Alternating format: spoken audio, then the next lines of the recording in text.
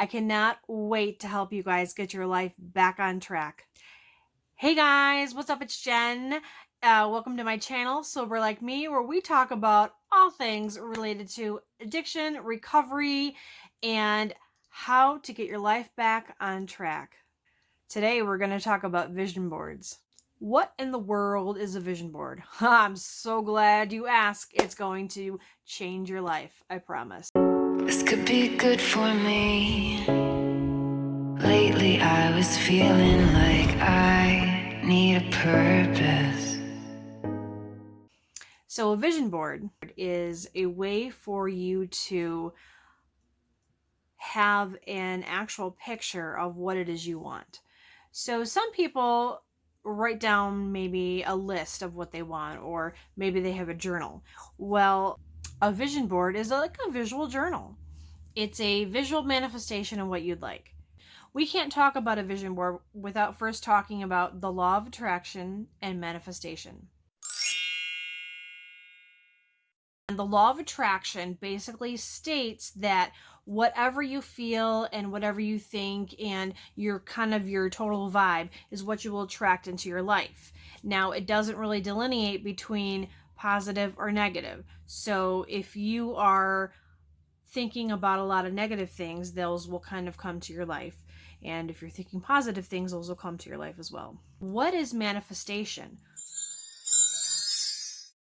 Manifestation would be attracting that into your life. Now, sometimes we are unintentionally manifesting things into our lives that we don't want. It can be very simple to do and we don't realize we're doing it. We can be maybe thinking bad thoughts. Perhaps we are having like a negative attitude, a negative body language, perhaps, our tone of voice, that can all attract negative or positive things depending. And so it's really important that if you are trying to change your life, especially when it comes to recovery, you want to make sure you're manifesting, positive things. Have you done a vision board? I'd love to hear about it. How did it help you? What would you change or what would you keep the same? Do you do them often? Let me know how they've impacted your life. And comment down below. I'd love to hear it. One of the really important ways that we manifest positivity in our recovery is by being around positive people and being around people that we want to emulate. And that is why you hear the phrase oftentimes, I need to change my people, places, and things in order to stay sober. Because if you are sober, but you're still in the same environment, perhaps you're around the same negative people, perhaps you're still around the drugs, you are who you hang out with. It won't be long until you fall back into that cycle again. Now, I know some people roll their eyes and they think that, I'm stronger than that.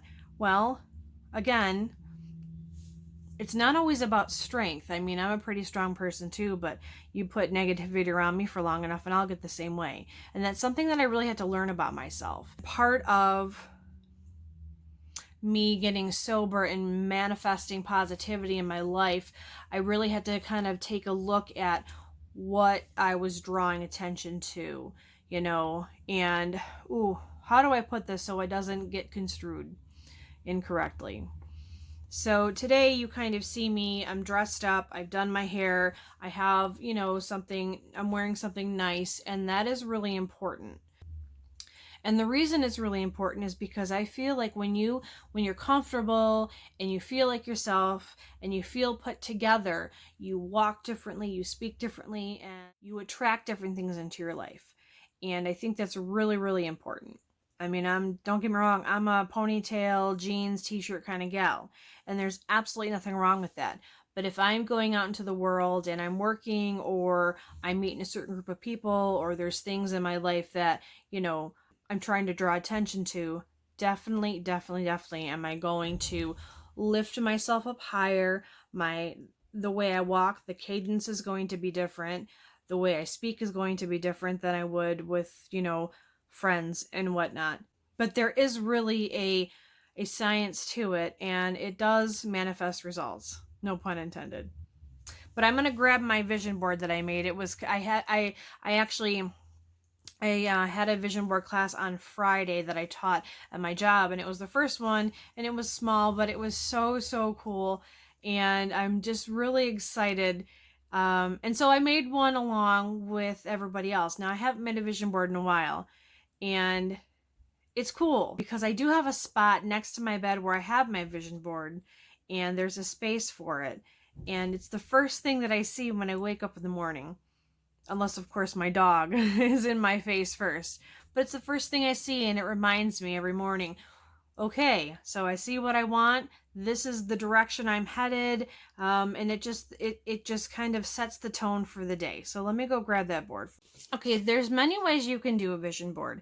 And the class that I taught last week, we had magazines, we had stickers, markers. A lot of them were donations, so they were just kind of non-specific, and you can really make a vision board with anything you have. So I really wanted to focus on health with my vision board, so I cut out things that I like to eat. Well, I don't. Watermelon, cherries, strawberries, and asparagus. I eat pretty much anything. These are the pictures I found. But I put pictures, let's see, what else can I show you? Like of a swimming pool and some exercise, someone running, doing yoga, things that I love to do, but I don't do them as often as I should. Being here in Michigan and being in quarantine and it being freezing, I don't always get to do those. I know my health is so much better in the summer. What else did I put on here? So positive, like rainbows. I love rainbows, not only for, being prideful, but also just, I think they're beautiful. I love colors. Doing good. I gotta read it this way. I'm sorry, I'm an old lady. I have to read. Blossom where you are planted. I love that. I kind of feel like I've been planted in this job, and that's where I'm blossoming. It's got words on here like focus and all is calm. I am very anxious normally as a person, so that reminds me to be calm.